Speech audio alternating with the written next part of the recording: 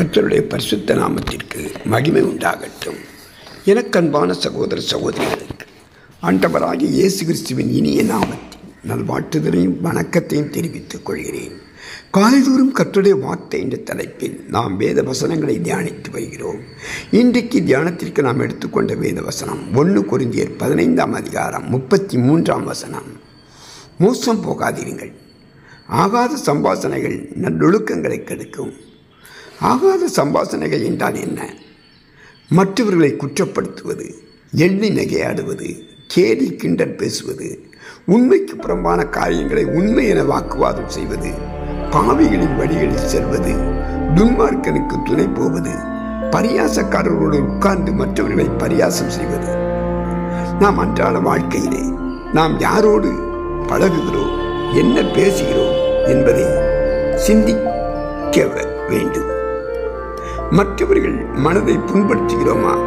கோள் சொல்லி புறங்கூறி அவர்களை வேதனைக்கு உள்ளாக்குகிறோமா? பிரயோஜனமில்லாத வார்த்தைகளை பேசக்கூடாது. மற்றவர்களை குற்றவாளியாக பார்ப்பது, மந்திர தந்திர பேச்சினால் மற்றவர்களை நம்பக்கம் இழுத்துக் கொள்வது இருக்குமானால் ஆகாத சம்பாஷணைகள் நல்லொழுக்கத்தை கெடுத்துவிடும். பிரசங்கி 10:1 சாலமோன் ஞானி எழுதியிருக்கிறார், செத்த ஈக்கள் தைலக்காரனுடைய பரிமள தைலத்தை நாரி கெட்டு போக பண்ணும். செத்து போன ஈக்கள் பரிமள தைலத்தை கெடுத்துவிடும். அதுபோல ஒரு மனுஷனுடைய மெய்ஞானமும் கனமும் சொற்ப மதியினத்தினால் ஆகாத சம்பாஷணையினால் கெட்டு போகும்.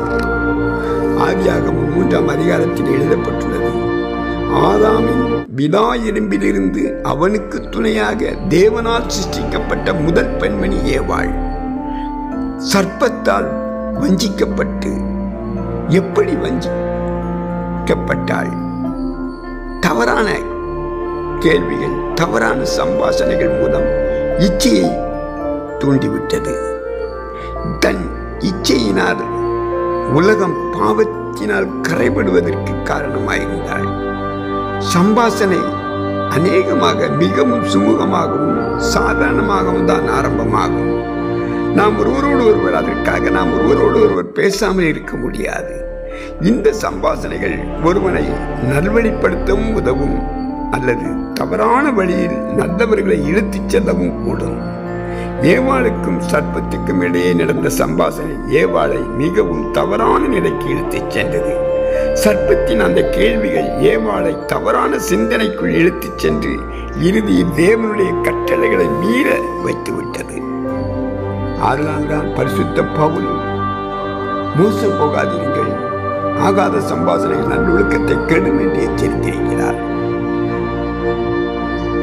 கொரிந்தியரில் சிலர் மரித்தோரின் உயிர்த்தெழுதல் இல்லை என்று சொல்லி தங்கள் மாம்சத்தின் இச்சைகளுக்கு இடம் கொடுத்து பாவத்தில் ஜீவிக்கிறார்கள்.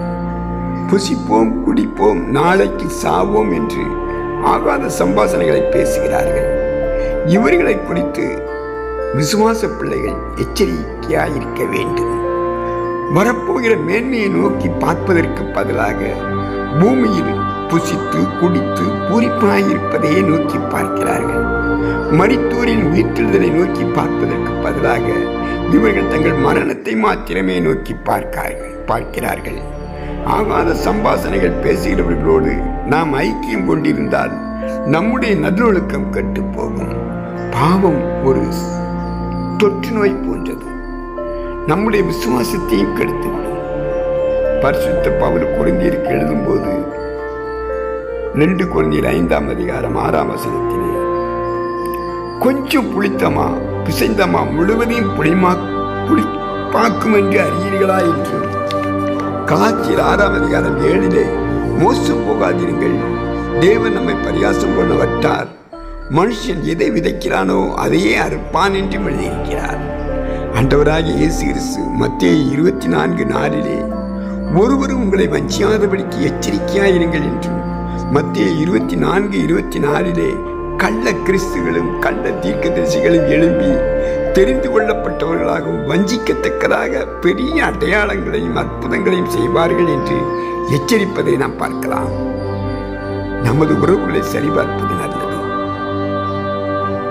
தேவ அன்பிலிருந்தும் விசுவாசத்திலிருந்தும் நம்மை பிரித்து போடுகிற எந்த உறவையும் சகவாசம் வைத்துக் கொள்ளக்கூடாது.